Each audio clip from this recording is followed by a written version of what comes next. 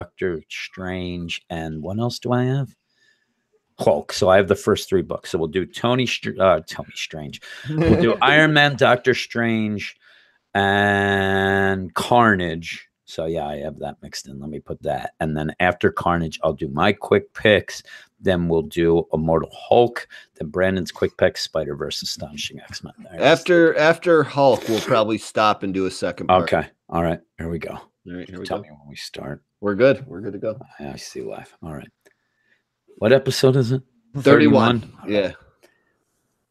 Hello and welcome to the Weird Science Marvel Comics Podcast, episode 31. I am one of your hosts, Jim, and I'm here with Brandon and Aaron. How are you guys doing? What up? Yo. Ready for turkey. What up? What up indeed. And we're here. We have a bunch of books tonight, including some quick books as well. So we're going to jump right into it with Tony Stark, Iron Man #6, written by Dan Slott, art by Valerio Scheide. I always have to watch what's going on with that artist. After the Escape game failed, or Escape. Is it Escape? After the Escape game like failed in the beta test, we saw months ago. I actually thought it was done with, and I was wrong. It's rollout day, and while it's booming for Stark Industries, we see that it's also what the controller's been waiting for all along. It's not a horrible issue, but it always seems like this book is shifting gears each issue, and it's starting to make my head spin. And that's my biggest problem with this. I don't mind individual issues per se, just as an issue. But when we get to Iron Man, every time I go to read it, and Brandon said the same thing, kind of, that you never know what's going on. I feel like I got ADD when I go through this book. Like it just jumps all over the place. It's like, remember this, remember this, remember this. Yeah. And this does tie in the Escape. But again, I thought that since we had that big problem before, that we were kind of putting that on the shelf, that he wasn't going to go through with that. It was more just a thing Jocasta used to, like, that she was still using that and kind of hanging out. But now it's rolling out, and it's a huge hit. It reminds me of like a Nintendo product where they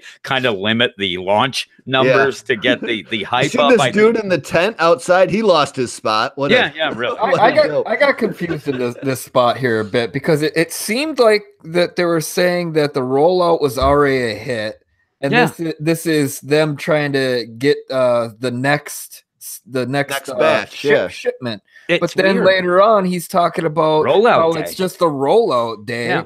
And I got totally confused on that. And then the way I would have played it, I mean, if you kind of, you may be able to fill in the blanks a little if you're, a video game player or fan, that they could have played the idea that it did roll out already, that you had the beta testers that got, early access. I know that gets a little too intricate, but I'm with you. I would have preferred that more, though. And then also where they do go overseas with this, it would make sense that it already rolled out other places, and then you're getting, a deal going. And with that, they are trying to play it both sides. Like, it's the rollout day, but yet you already see more things off. It kind of throws it off a little, but basically it's there. Kid later in the story already has it in his hand and he's hacking it, and usually do that all on rollout. Or if they at least mention something like a pre-order release date happened. And that's what I'm saying. All you really needed to do. And what you should have had very easily with that one person, and basically Dan Slott,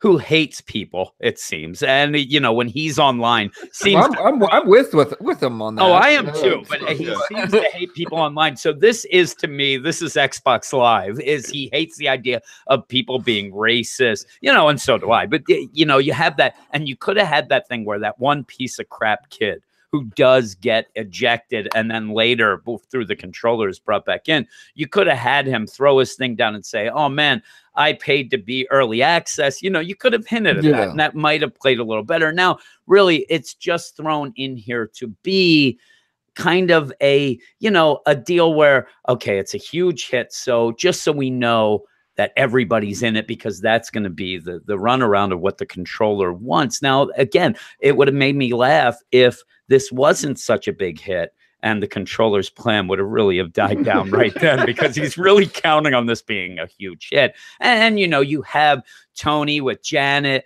and Brody. They're all fighting, you know, big things while Tony is worried more They're like about 2 steps from being engaged already. Yeah, I know. A lot of kissy facing in this. But yeah, and basically now Tony is not only involved with Rollout Day, but he's also involved with protecting Stark Limited's deal. And it's a little too much for me, actually. Well, he's trying to protect one certain truck that is trying to be hijacked. Yeah, because this group they're the interface is worth. I thought this thing was getting hijacked by this giant vehicle in the air, and I totally forgot that's what Rhodey drives in. Yeah. That slipped my mind too at first too. I was like, what's Rhodey in? And then even with that, you have the roundabout deal where while they're doing this in the real world, a similar thing is happening in the game, in the Escape. And yeah, you have Tony's AI in the process. Yep, you have a bunch of Modocs there, and people are getting mad, and you have this one guy. That's funny and cute, but that just kind of muddies the waters a little bit. And it's there, and it is weird. Yeah, I agree with you. I think that would be something that would confuse people as well. That again, and everything kind of just sets up the next bit, because the next bit is to set up what does happen when you get ejected from the game. And it's pretty awful the way they do it. It's not here's the part I don't get either. So when this jerk kid gets ejected, nothing happens to him. He's fine. It seems as if then it's hacked by the controller. Yeah. That took me off for a second or two, but it's the controller has taken over. Yeah, once he lets him through the back door. And it's a weird plan. What it seems to be his plan is he knows people are jerks too. So he's sitting back waiting for people to get ejected. Yeah. Then people just start really get ejected. It seems the controller's, kind of working his way in as well. And then he's going to gather them up to go back in. Yeah, I think it's the worst of the worst. The system might be having a problem to begin with because the controller has taken over Tony's security guard. And she's done something to it, but then he takes her over again when he realizes there's problems going on. And it's weird because as people do get flagged and kicked off, yes, he takes over Bethany again, says, get me these people's addresses. I want their interfaces deal. The weird thing about it to me is the idea at one point where you end up with Bethany, and we've seen this where she doesn't really know that she's being controlled. She has hints of it. She found that image inducer. She has times when she's blacking out. She doesn't like the idea of this game at all. She thinks that this is just a security, nightmare anyway. But she says to Jocasta, hey, Jocasta, did I confiscate your image inducer? And then Jocasta's like, and Jocasta has a whole deal where she has been in this game. She's been playing it, and she's low battery. So she's not thinking straight up. And you have Bethany's like, can I see? And she's like, oh, I can access the memory file. 1 second. And then the next panel, I actually thought that we were getting what they were, but that never happens. No, it never tells you what's going on. Jocasta then ends up getting kind of delayed, and Bethany does not step in and say, hey, what's going on? But the art makes it seem like she might be controlled at that point. She doesn't have pupils, but she's off in the distance. And I got very confused of what was going on at that moment when they were going to show this thing to Bethany, which I believe Bethany, you'll find out when she sees this that she's being controlled. She'll at least see what the heck, my eyes. It's almost like she figures it out this issue. Yeah, and we get Machine Man. Then he's got he's doing the say anything. This issue has ADD too, because this is the part you jump all over the place. Bethany's now controlled. You got to remember from the early issues of Iron Man, and then we go to Jocasta and her boyfriend. It's like the greatest hits of every issue. Yeah, you have Aaron Stack there, and he's like, I have a radio here from your favorite 80s movie, and say anything. And with that, then you also have the deal where you have Tony's mom who wants to talk to Tony, and he's so involved in this game. So you have old Andy. And you have Andy then I'll interface you in. And the minute she said she was going to do this, and he started fiddling, I knew she was in big trouble. And and she goes in because this is where Tony has gone into the game to try to figure out, what's going on. Let me see, and realizes as this goes. that things are not going right, that he's not able to control the things that he's supposed to do. I mean, he's supposed to go in this game and be able to pretty much have a kill switch on it. He's got God mode, Duke God mode, yeah. He doesn't. And it ends up where his mom is going to get terminated, mainly because she doesn't agree with something Tony says. So it's working some ways for Dan Slott, but then it pulls back and it's not working because it does engage because she doesn't agree with Tony, who is God mode, but then he isn't God mode, and it gets then it a little wonky. Tony. Yeah, I don't know much about Tony's mom.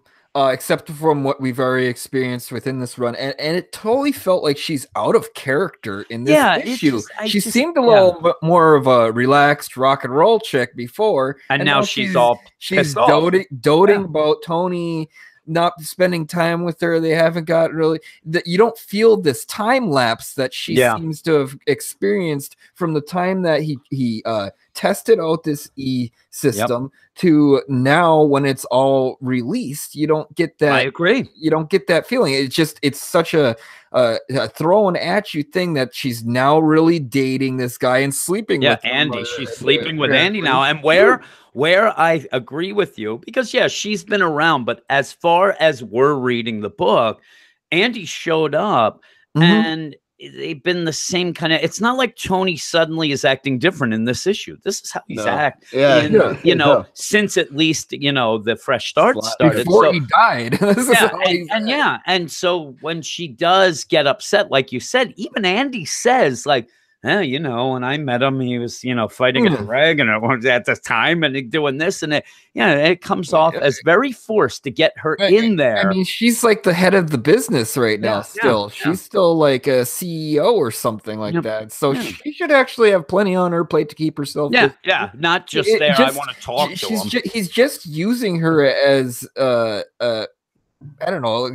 It just seems like he feels like he's using her to forward the story. Yeah, it does. And just like forced drama for no reason. Well, and again, another layer to it. And I absolutely hated every time she was on panel just whining about. Yeah, I didn't like her either. And like you said, it's forced drama of.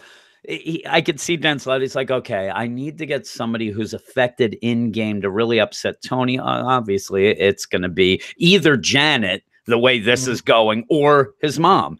And to me, his mom, because of what you're saying, and I agree with you, since she's been in this book, she's expendable to me. So like you said, if she ends up dead, who's going to really be upset besides Tony in the book? Because I'm not going to be that upset. I don't envision Dan Slott wanting to have another Aunt May tying him down.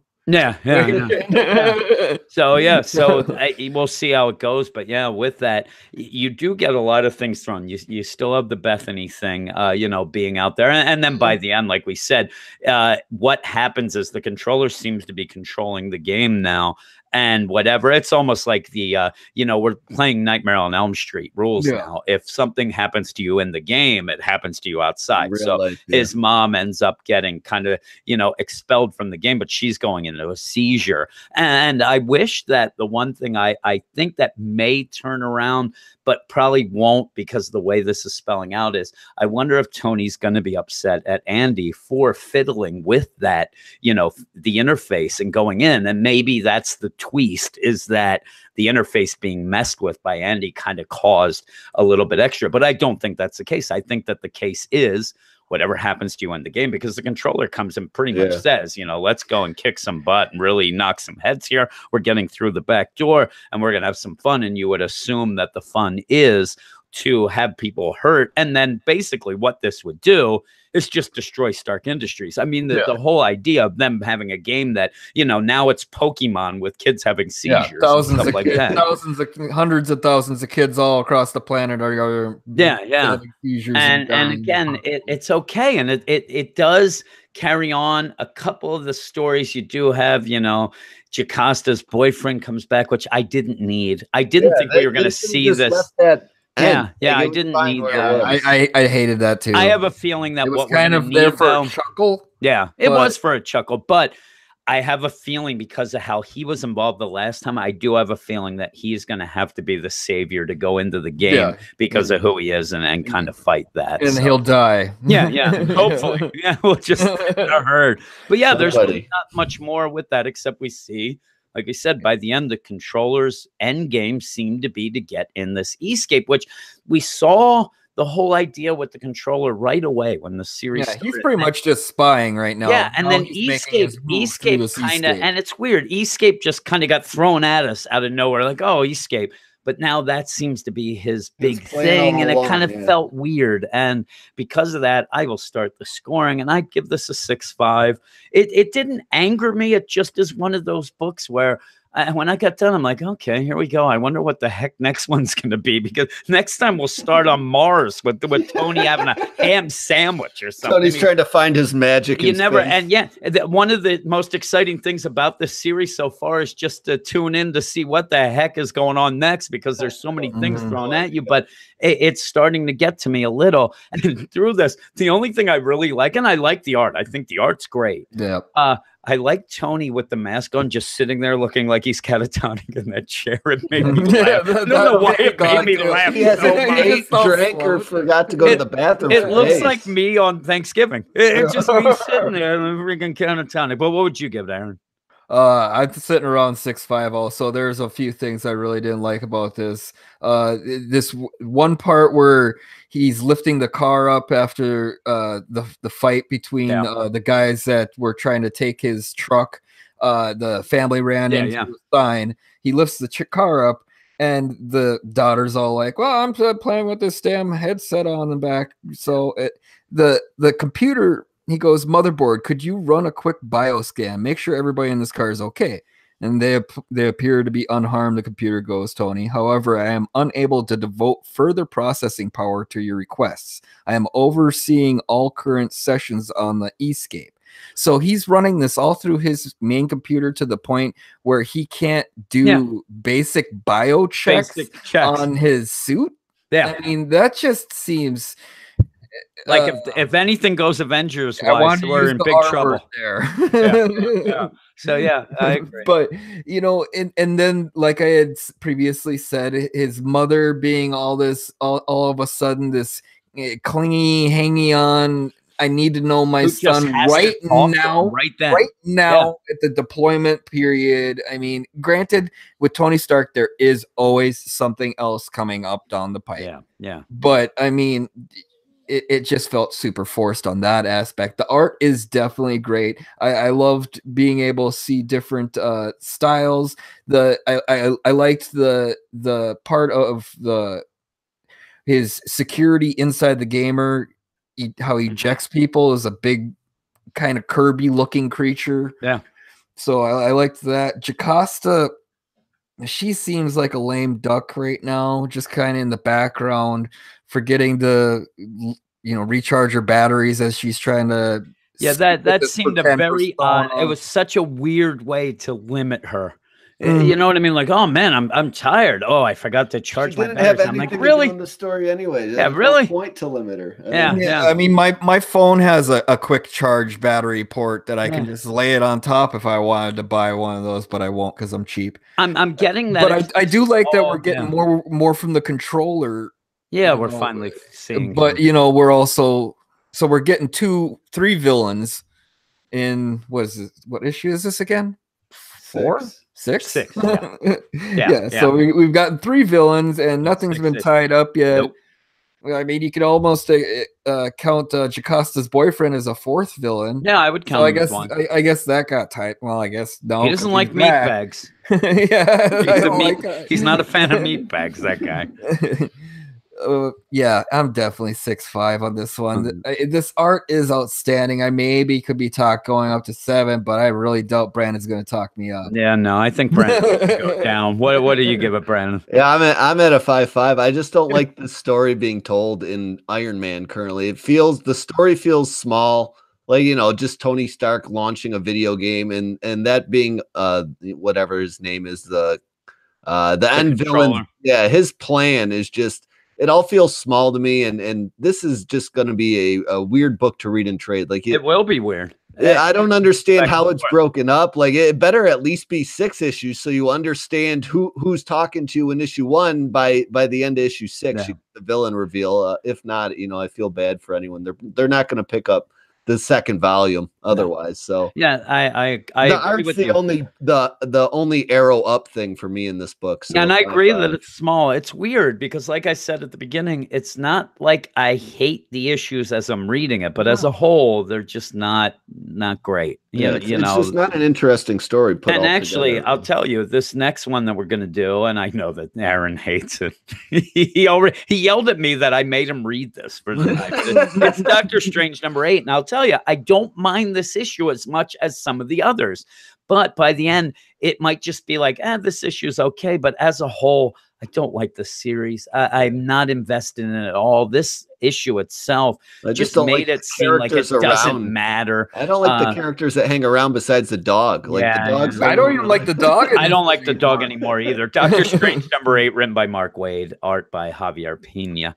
After last issue's cool cliffhanger, we get back to yelling about the price of magic and remembering that Doctor Strange is a jerk. Yup, Kanna finds out about the Infinity Stone, and the doppelganger Doctor Strange story wraps up rather handily as Casey goes off on her own to find her soul. And by the end, with the dog soul, Mordo and Casey just kind of leave. Mordo kind of get expelled out, and then Casey by the end, who was this doppelganger Doctor Strange that set a lot of this in motion and had all these things where she was gathering all these artifacts and things like that, just ends by getting pieces of souls from Doctor Strange, Kanna, and Ghost Dog. But Jim, this is part 1. Yeah, well, yeah. But the thing is, part 1. But I don't know that we're going to see. And if we do see more of Casey, it's going to be by herself because she leaves by the end. Tells a lot of part 1s and never wraps them up with. It's just the thing that amazed me was just this ended with basically Casey saying,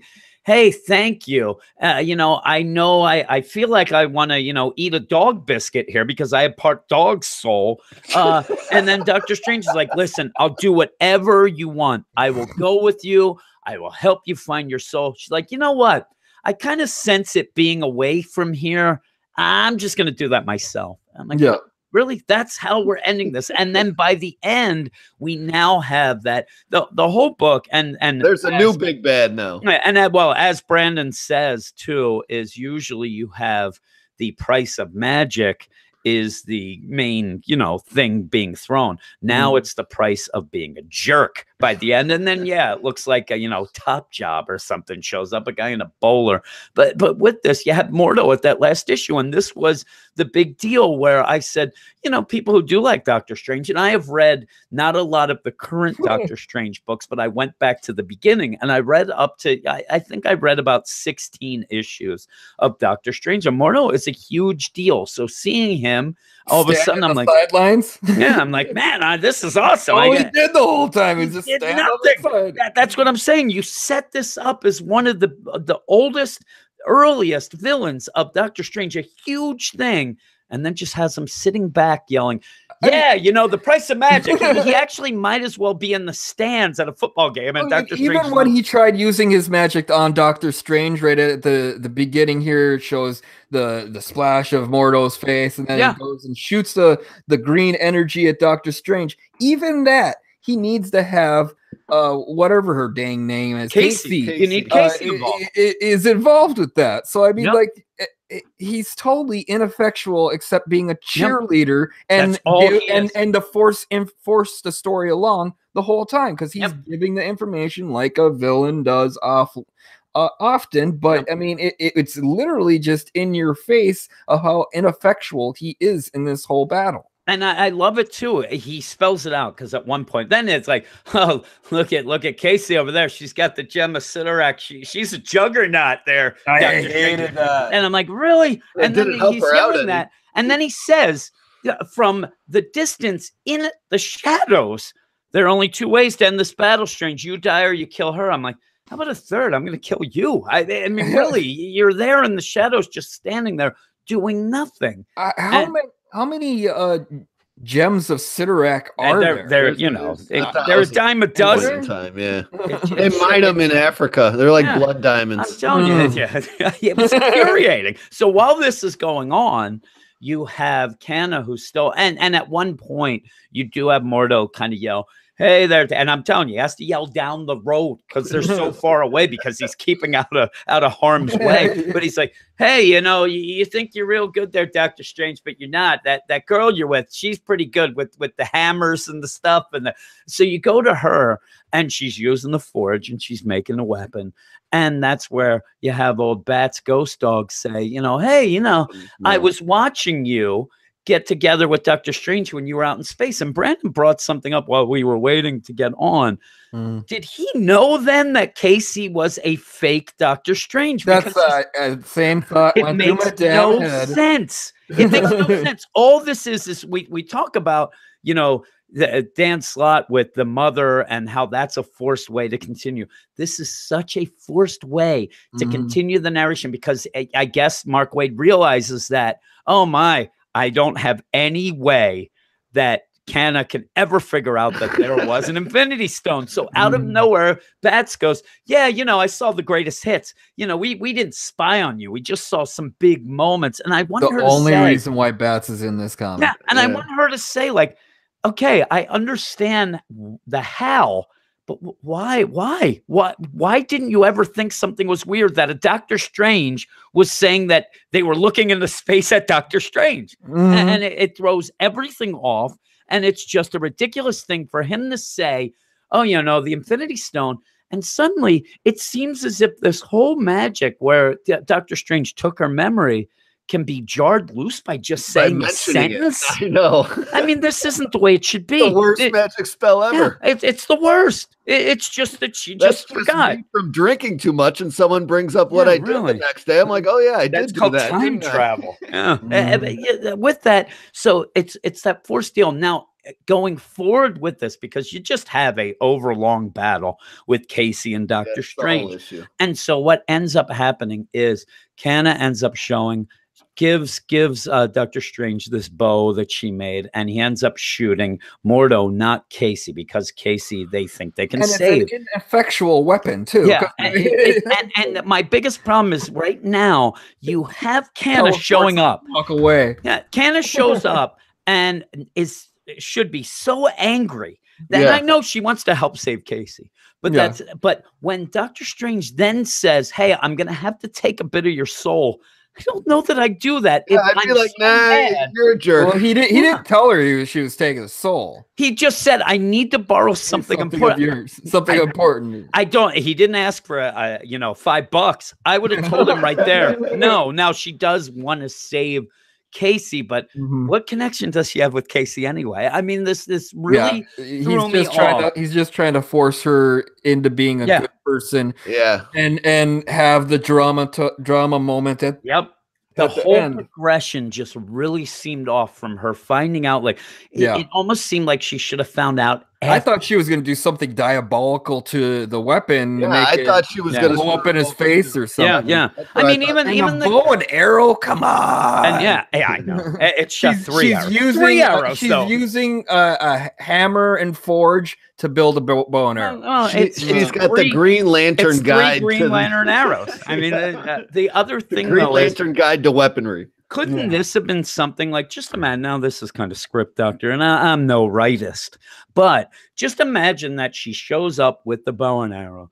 If Doctor Strange then has to use something, and when he does that, that somehow jars her memory back, that whatever he has to do of it, and it may not be taking a bit of her soul like it was, but maybe it is. Maybe something goes, and then all of a sudden she remembers the stuff she forgot. That ends up, getting rid of that other whatever. It seems like a better progression because she helps him here, and then afterwards can be like, wait a second, I remember the Infinity Stone. Oh no. And then, then you get it. It just seems like it would have been the progression of this issue seemed way off to me. Yeah. And I think the panels were mixed up because I mean, in some instances, it just seemed like off. On page 16, I think it is when the devil or wherever gets expelled from Casey. Yeah. There's a panel right in the center between Doctor Strange sweating, lying on the ground. They're all panting and everything.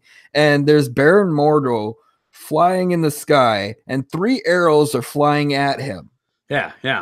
out of nowhere. And I'm like, well, where the hell did he come from there? Yeah. Then you flip the page to the next place, and like he's flying and sneaking up behind everybody. So I mean, that panel should not be there. That's back where Doctor Strange shot 3 arrows.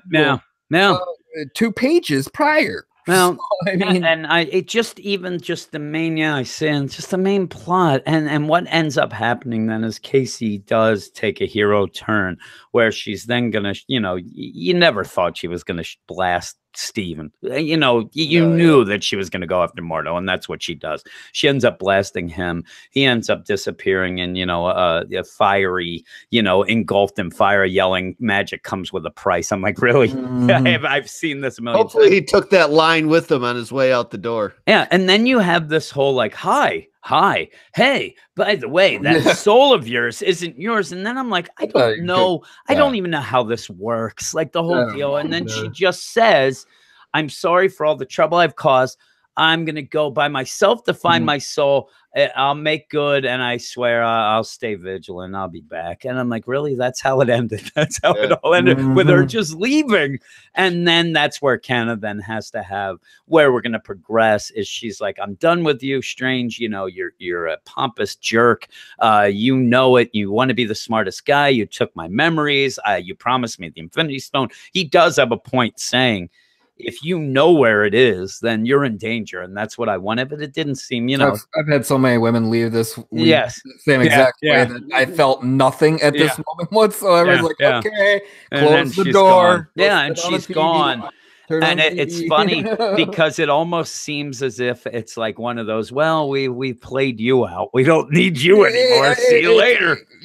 She'll probably turn up back down the road. I mean, Wade got to create another character. I felt really nothing for her whatsoever. I mean, you barely got any romance involvement before. No. I mean, and they tried to push it a little bit. They nudged it. They nudged it a little bit. But not enough to feel anything about her leaving. Like, okay, good. Maybe we can actually concentrate on Doctor Strange then. Yeah, I agree. And, I don't know. Is it that the ending kind of points to possibly being nefarious and actually says at the end neighborhood nefariousness. So we'll see what's going on with that. But by the end, she leaves, says, you know what? You're going to be alone like you always are. Here's Ghost Dog there. Ghost Dog's there hanging loose. And somebody. I would have liked it to have Ghost Dog say something right there, like "Still got me, bub," or something like that. Yeah, something little. Do you have any dog biscuits? But with that though, he kind of looks and then looks up at him as Doctor Strange closes the door, and then you see the cover for next week, and that we're 8 issues, or this is 8 issues in. And it's just, I don't know. I don't really care about this book. I don't really care about what goes on. Things just happen to happen. I don't like the Doctor Strange new costume design. I don't either. I don't mind the art in general, though. I think. I thought it was good. I didn't mind the art in general either, but the story let it down. Yeah. The way it's being told is just unnecessary. Yeah, I agree. I'm gonna go first again with a 6. I could even go as a 5.5, 5.56, somewhere around there. But I'm just gonna go 6. It's one of those. Again, I got done. I wasn't angry, but I wouldn't be buying this book if we weren't doing the podcast. I would have already been done, and nothing that we keep getting is gonna change my mind of that. So far, it seems it's just more and more. I've been done with this book 3 times. Yeah, I have been too. How about you, Brandon? Yeah, I'm gonna match Iron Man's score and go with a 5.5 because I do enjoy the art, and I like some of the splash pages. That dragon page looked pretty cool, and Moto on the first page opening up the book looks pretty good. Kind of get your attention right away, but then as soon as you turn the page, it's gone. And it just he's fighting one of his epic villains, and you just don't get any feels. You don't feel any stakes to the story, and we just move from one thing to the other in this book, and now Kanna's gone, so I'm not sad about that either, really. No, I'm not either. 5.5. He missed all the emotions he was going. Yeah. How about you, Aaron? I'm at a 5. Really? I seriously am. I really, really started digging Doctor Strange over the last 3 writers. that have been doing, and this is taking it completely away. I have nothing. I can't care about this book. Well, and that's the biggest thing. I agree. One of his biggest villains, he did nothing. Yeah. I mean, he was the cliffhanger. He did nothing in this. He put some bands on him a little bit. Yep. I mean, he confessed that he took over Casey. He had Casey fight the fight. She's got the medallion of Sidorak, which makes her unmovable, but that's not used at all. Yeah, it's not she's used able at all. to make a spear with it. I don't yeah, is she using a spear from that medallion, or she I think it's a different weapon. They kept throwing out different weapons. Yeah, but he has to. Dr. Strange has to say spells. She doesn't say spells, and Baron Mordo doesn't say spells. I mean, I just can't keep my finger on this book. It's a 5. I mean, the art is outstanding. I like much. I mean, the panel per panel progression is great. The inking's great. The colors is great. It's just the story is fundamentally flawed. Yeah. I'm not having fun, and it's like you said at the beginning. I don't feel any connection or any care of anything that happens in the book, let alone the characters. So Kenna leaving does not have any emotions. Yeah, all the stuff that happened with Kenna and her progression with her and Doctor Strange, that happened mainly in narration boxes. Yeah. Jim's favorite word of the day. Yeah. And that's what happens is when you have something where you can't grab onto that. And even then, when it was happening, when we saw the stuff that happened in space, it never was really pushed to really like her. It was just kind of, we'll use her to be in space. And then she ended up coming to Earth with them. And I got no feelings for Casey either. No, we just kind of, I remember her about as much as Doctor Strange remembers her. Yeah, really. and just... Yeah, I was just going to say, made this outfit more pronounced to me in my mind because he's got taxi cab cufflinks. Yeah, it's a checkered pattern taxi cab. It's sometimes gold and black, and then that chest piece on his, and then the oversized cape too. I mean, he generally has an oversized cape like that too, but it gave me some Nightwing flashbacks a bit. A little female. Yeah, well, We'll move on to the next one, and that is a book that Brandon has his first blurb for. What is that, Brandon? Yeah, we got Web of Venom, Carnage Born #1, written by Donnie Cates, art team of Danilo S. Beyruth, Chris Peter, and VC's Clayton Cowles. The second Web of Venom one-shot shifts its focus to Carnage. If you're wondering who the heck Carnage is, this issue does a great job of recapping his history before bringing back that menacing villain. So what has Carnage learned in his latest rebirth? That Null is a hell of a drug. So let's discuss. If you know about Carnage, I don't know that you have to read this. You have the last 8 pages. Yeah, well, and even then you had that last bit of Venom where they were about to give him the symbiote stuff, the codex, and you go from there and see, but I'm not going to think that it's not going to be, if we're going to continue with Carnage in the regular Venom book, I doubt that we're not going to see this little bit again. If we aren't going to continue with that right away, but when we do, I do think that we're going to see these last pages in a different way. It does set up the whole deal where, Carnage comes back. And after the big thing, and I mean, do you want to go through the background of his history? Because it wasn't super interesting. If you skipped Venomverse and all that nonsense, it does a good job of basically showing you how he's back on regular Earth now and what happened. I appreciated that just for the fact that I skipped those things. Yeah. Other than that, if you read it like that, it's literally almost giving you nothing until the very end of the book. And then this, I actually thought it played out more for the most part of like a Wikipedia entry of learning what happened. Yeah. And then at the end, I mean, it is interesting. And then it ends with a pretty cool cliffhanger. But you have the whole deal where this cult has infused Venom with this codex of Null. And then but we already saw, and what I really appreciated was not just this issue, was actually the last issue with Venom. And now you kind of see why we got that Flash Thompson bit with that real quick, you know, infusing and then burning it off. Well, so you see here's the thing though, like I don't know, it feels like Carnage is just totally back from this codex, whereas you know, Venom only got a little bit off of it. He didn't get you know, the whole. Yeah, I'm saying this shows that he wants more, though, because it kind of what ended up. It is a weird deal because by the end, it seems like it's burned off and he wants more and he wants more. You know, I need to feed. And he ends up just eating everybody that's there, just destroys them to get the more codex, and then wants to end up going and getting everyone who ever was infected by the symbiote. And that's a pretty cool ending. You see the I do like the ending. And I'm interested to see how they continue this, you know, for Carnage, if it's going to be in the Venom book or if he's going to get his own book down the line or what that's going to be.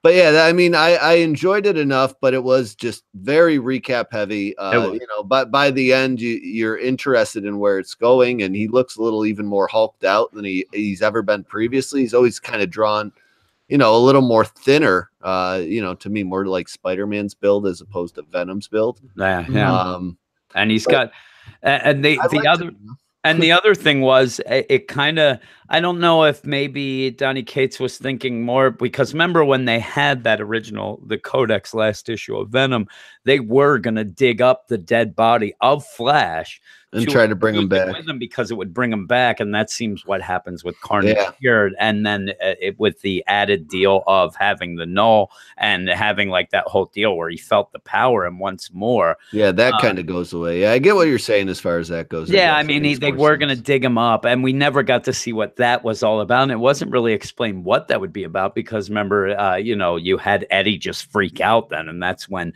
everything kind of went berserk. Yeah. But so at least if he gets Venom, he basically get like a 2-for-1. That's Flash. Yeah, that's what it's Venom at this point. And then he's just going to try to get every little bit, it seems. I mean, and you look at the deal, you have a lot of different characters there. Yeah, there is. There's got Ben Reilly. He better hurry up with Ben Reilly. We're going to talk about that a little bit. Yeah, did you guys get confused at all when this cult leader offered herself up to? Yeah, I thought she was getting sexy.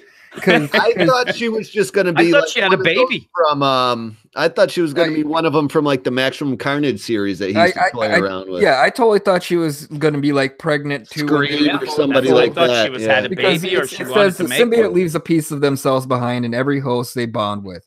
I have one as well. I can feel it swirling inside me. So right there, I'm like, she's preggo. Yeah, I thought that she was pregnant. No, I think when she says scorn, that was actually a symbiote at one point. Yeah, and she gets taken then. And just the idea that so that he can take her, she has to let her robe down. I'm like, this is getting sexy, this book. I don't know about it, but yeah. Scorn was a symbiote at one point. Okay. That's why she like that bolded word. I didn't merely scorn. See, I would have liked a little bit more detail on her in this.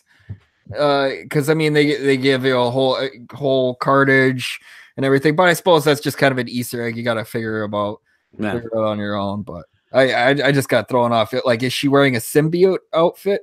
Yeah, it kind of looks like her symbiote outfit a little bit without the mask, but yeah, I think it's just a latex suit because she doesn't have the symbiote powers at all. She just has a little bit of the Codex buried in her. And then he grabs it. But yeah, there's not much more to talk about. I like it enough, but I thought that it was narration heavy. And really, if you've read the stories before, you really don't need to read this. It would almost just find the end more interesting if it was a story told by Carnage himself instead of this Scorn lady narrating it throughout the whole book. You just don't have the connection there, the creepiness that you're really looking for in a Carnage book. Yeah. Again, I'm going to give it a 6. It's okay for what it is. I'm not that interested in it right now. I'd like to see it continue. The cliffhanger I thought was pretty cool, and to see if that is worked out with these one shots and things like that, though. And then it ends to be continued. And I'm like, I don't know when these things go and don't go, and all. Well, so we'll see how it is. The first one with the military guy, I forget his name at this point, but that basically wrapped up in the Venom storybook. So I mean, I don't. Yeah, I think this will continue in that. But yeah, it's kind of. I mean, if you want to get angry, it's kind of, you know, you're holding people hostage to get this, then to continue your story in Venom. And it makes sense. Venom's huge now. I mean, the sales numbers are humongous. So they are trying to grab the money, but it just kind of seems. I do enjoy that almost every one of these offshoot issues do seem to come back around and I think it will come back. Yeah. Yeah, I think it'll come back. I think it'll come back, soon enough, and then we'll have Venom versus Carnage, and that'll be pretty cool because that's people love that. But yeah, I'll sign up for that. Yeah. What would you give it, Brandon? I'm going 6.5. I liked it a little more than you. Just because I have more of a connection to Carnage, I guess. So I'm excited to see where he goes next. Yeah. But the horror type art they use in comic books, like, just never really grabs me like I feel it should, and. I kind of, I guess, expected with Stegman and stuff on his books previously. So good on Venom. That this was a little bit of a letdown for me. Yeah, I'd agree with that. How about you, Iron? I think I liked it a little bit more than both of you guys. I'm at a 6.8. I'm not at 7. I can't go 7 because I haven't been keeping up too much on any of the Venom books or Carnage books since the 90s, and I felt like a lot of this information I already knew myself, just from listening to podcasts and fooling around on the internet and whatnot. But I do like me some Carnage. I did really like the end cliffhanger. I was surprised that it was a to be continued kind of deal, because I was just coming into this little one shot thinking, the art was pretty decent. I had no problem with the art. Being kind of a horror vibe thing, but it's wasn't too exciting. Yeah, so I can't go much higher than 6. It just seemed like an info dump to get everybody on board with, and I don't know that you could have just had that in Venom, though. You could have had it because it is a little over long. You could have maybe tightened it up a little and just had it in the Venom book. But again, maybe we'll appreciate it later. Yeah, they're just trying to keep excitement. That's what I'm saying. Maybe we'll like this later when we get, and you can hit the ground running now in the regular book. Yeah, Venom's running a month long, and I think they're starting to realize that people these days have short attention spans. They gotta keep kind of pushing things out there to keep their attention going on certain books. And I'd actually appreciate if they did start cutting down some of the volume of the books they're putting out and start doing kind of like this where they have tie-ins to the main books. And that's cool. With other characters. I actually don't mind the miniseries at all. I know a lot of people, like recently the Winter Soldier became now back to being a limited series, a 5-issue deal or whatever it is, and I actually like that a little more. And then if it's good, you continue it. If not, you can bail. The writer to tell a story. That's why I like that's my biggest thing. And then if people love it, then you continue and give them another 5 issues, and then you have strong stories. And the 5 issues seem to keep it a little tighter than DC. Yeah, it does. The 6 seems to let that 4th issue go a little astray. But we're gonna go now to my quick books of the week, not my quick picks, because they're not exactly my picks, especially the first one, but my quick books. And the first one is last week. I have one from last week and one from this week. The first one from last week, Captain America #5, written by Ta-Nehisi Coates and art by Leinil Francis Yu. This issue continues the fight between Captain America and Taskmaster, and I know that Aaron will appreciate this, except for Cap's magic shield that somehow jumps around each panel. I didn't really like it too much. It was an extended fight, and the fight goes on a bit too long and ends with Steve finding Sharon and the bad guys getting away, as they always seem to do. We get more political talk from both sides of the fence and a Red Skull cliffhanger that is a Brubaker callback that I think people will be excited about, and I'm actually cautiously optimistic about that as well. Though, after reading Doctor Strange, I'm worried that all these Marvel books will have these big callback cliffhangers that end up fizzling out the next issue, but we'll see. My biggest problem with this series was the politics that seemed to be very in your face. Now it's just that it's boring. this book to me, and you read it, Aaron. Do you think that it's just there's I'm nothing? Bored. It's so boring to read because I didn't read it because I was previously bored by all the thing is, it's a continuation of each issue. You had at the beginning a lot of, they hate my face. We talked about this on this podcast. And this is less now. Now it's less, but now it's I need something to fight for. I'm a guy and it's that overall narration of Captain America. Just keep on. It's like Ta-Nehisi Coates has to keep convincing us to like Captain America. And I love Captain America. I don't need to be convinced to like him any sort of way. Even if his face was what went wrong before, it's Captain America. I know it is. Let's go with it.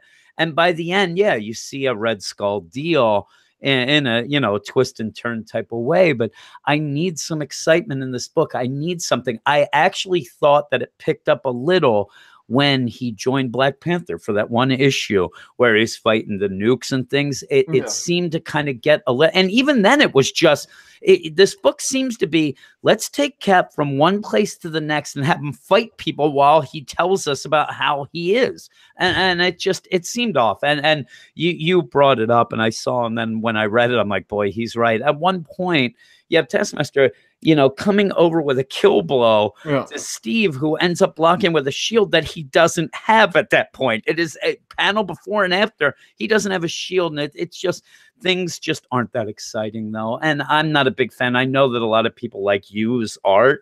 I actually don't like it that much. And when I read it, it just there's a lot of too close-up shots, which makes the action not as great. And it just, I'm not into the book. I really am not. Obviously, none of us are, because it's a quick book, and it should be one of the big books. This was one of the books that I was so excited to read. I love Cap too, and it's not doing anything. No, and maybe it's one of those where floating around 6, and I don't think an issue has gone up to a 7 for me. Yeah, I think that this would be again like a 5, 5 or 6 if I was rating it. And with that, maybe it's these first 5 issues. It's kind of, hey, I want to tell everybody about, my tone and this, and now maybe it'll start up now that we have a little, Red Skull reflection and we can go with this. Maybe it will pick up. I hope it does. I did get a little bit of excitement out of that. Yeah. At the end, I was like, "Ooh, let's see where this is going." And hopefully by, say, issue 8,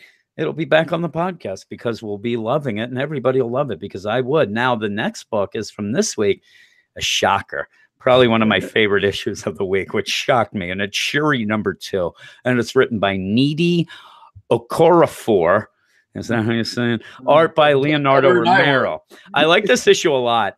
More than the first issue of Shuri, as Shuri declines the offer to be Black Panther in a way that I think made sense and really showed that she is still smart. It wasn't just hey, I don't want to be Black Panther. She doesn't want to go in her brother's shadow. She's already been Black Panther and got killed. So there's a lot of reasons. And then basically says by the end, we don't need this symbol anymore. Wakanda's strong. We don't need a symbol.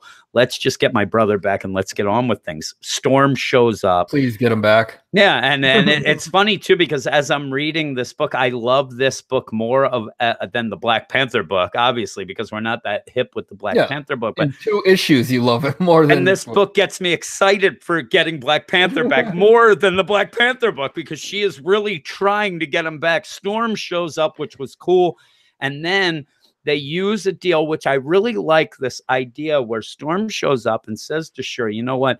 You keep trying your science. She's a girl of science. She's smart. She's one of the smartest people in the, MCU. Yeah. And Storm has to convince her, you got to put the science away and kind of go a little spiritual here. I mean, in the meantime, she's being talked to by ancestors that are like heads, talking to her. So she realized, but she really wants to get her brother back with and her boyfriend with science, and it's not working out. So she ends up, it's so weird.